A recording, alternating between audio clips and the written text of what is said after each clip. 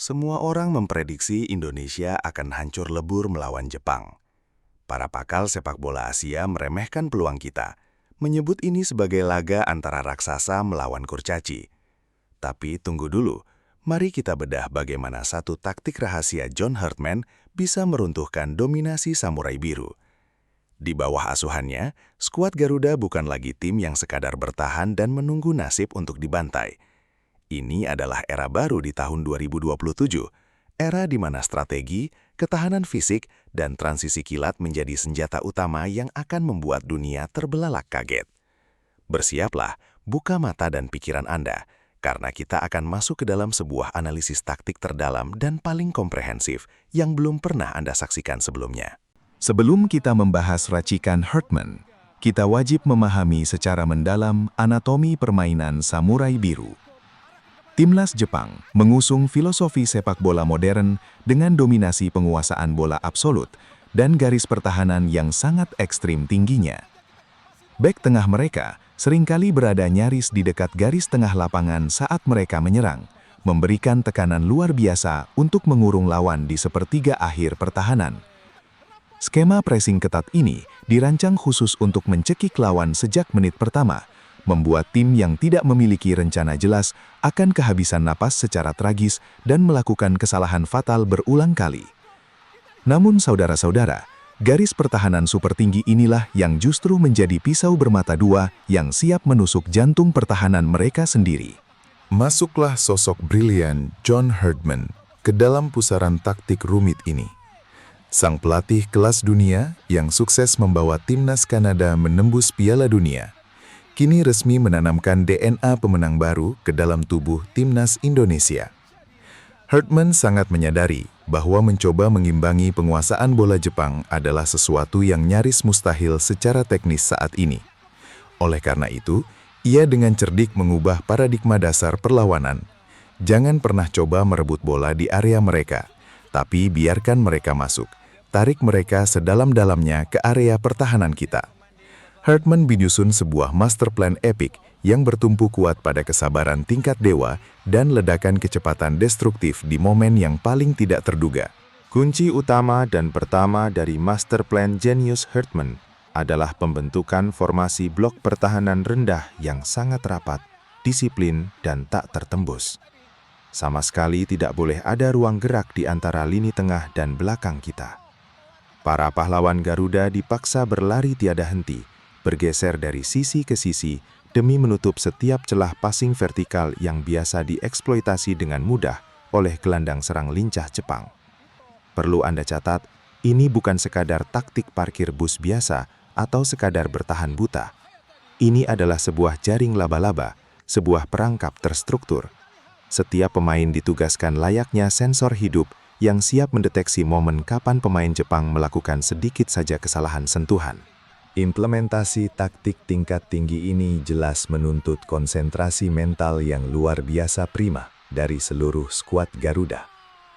Mereka harus rela menderita secara fisik, digempur habis-habisan dari sisi kiri, kanan, dan tusukan mematikan dari tengah, serta terpaksa melihat bola dikuasai musuh selama berpuluh-puluh menit yang menyiksa batin. Namun, inilah bagian terselubung dari umpan pancingan Hartman yang sangat mematikan. Pemain Jepang yang terbuai oleh ilusi dominasi semu mereka akan semakin liar memajukan garis pertahanannya ke depan, meninggalkan ruang kosong melompong seluas lapangan terbang di belakang barisan bek terakhir mereka. Kepadatan mutlak di area penalti Indonesia membuat Samurai Biru frustrasi, dan disinilah adrenalin sejati baru saja akan dipompa. Dan tibalah saat yang paling dinantikan di seluruh penjuru negeri. Momen sakral yang di dalam kamus taktik sepak bola disebut sebagai transisi positif. Ketika salah satu bek tangguh atau gelandang petarung Indonesia berhasil memotong jalur umpan Jepang, instruksi dari pinggir lapangan oleh Hartman sangatlah baku, brutal, dan tak bisa ditawar. Bola harus mengalir ke depan dalam waktu maksimal 3 detik. Tidak ada umpan menyamping yang membuang waktu percuma, apalagi putaran balik ke area pertahanan sendiri. Gelombang serangan balik super cepat resmi dimulai. Gelandang jangkar andalan kita akan tanpa ragu langsung melepaskan umpan terobosan jauh, membelah garis pertahanan Jepang yang sedang terlena dalam mode penyerangan total. Perhatikan baik-baik ruang kosong raksasa yang tercipta di belakang garis tengah lapangan ini, saudara-saudara. Area ini adalah zona merah yang sangat mematikan bagi struktur pertahanan tinggi Jepang. Namun sebaliknya, menjadi surga dunia bagi pelari-pelari sayap ekstra cepat dari skuad Garuda.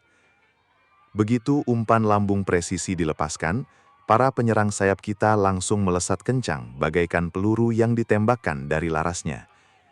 Kecepatan lari eksplosif mereka ini murni adalah hasil dari gemblengan fisik tiada ampun yang diterapkan Herdman secara Spartan sejak hari pertama pemusatan latihan.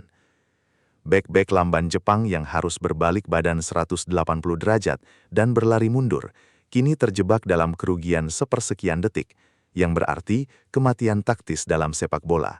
Tentu saja, bukan menjadi sebuah rahasia lagi bahwa skema taktis ekstrim ini tidak akan pernah bisa berjalan mulus tanpa adanya daya juang tanpa lelah dan stamina bak kuda besi dari para pemain Indonesia.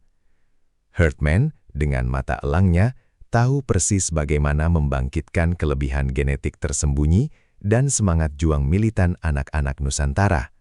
Ketika kaki-kaki pemain bintang Jepang mulai terasa seberat timah di pertengahan babak kedua karena terus-menerus mencoba membongkar pertahanan berlapis tanpa hasil positif, para pemain kita justru seperti mendapatkan suntikan energi cadangan tak terbatas.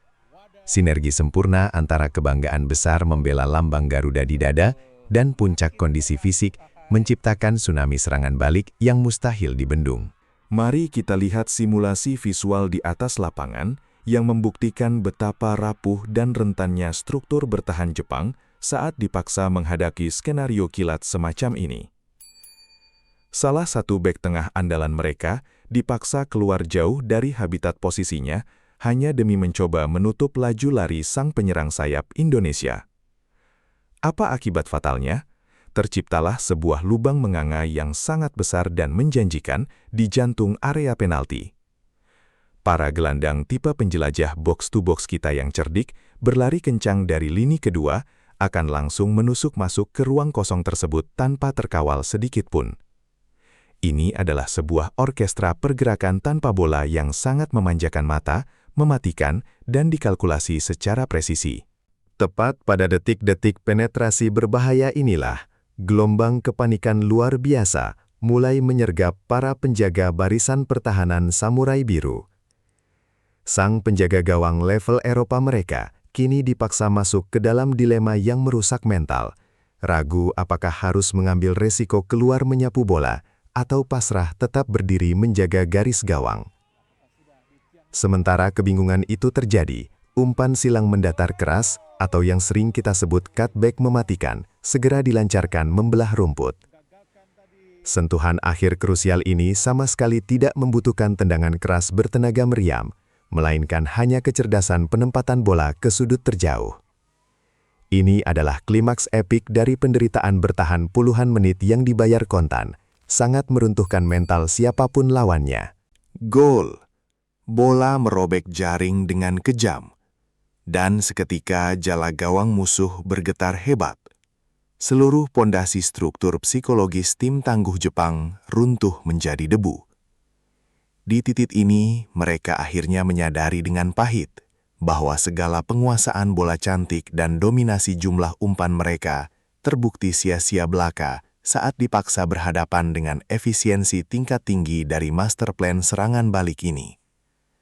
Sorak-sorai riuh rendah puluhan ribu supporter setia fanatik di dalam tribun stadion raksasa sontak meledak dahsyat, menciptakan atmosfer magis luar biasa yang langsung membuat bulu kuduk merinding.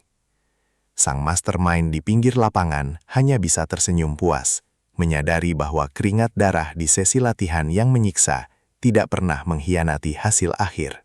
Skema penyerangan balik transisi kilat semacam ini di sepak bola modern tentu saja tidak hanya sekedar membutuhkan kecerdasan taktis di atas rata-rata, tetapi juga menuntut sebuah kepatuhan buta dari seluruh anggota tim di lapangan hijau. Setiap ego individu wajib ditanggalkan dan dihancurkan.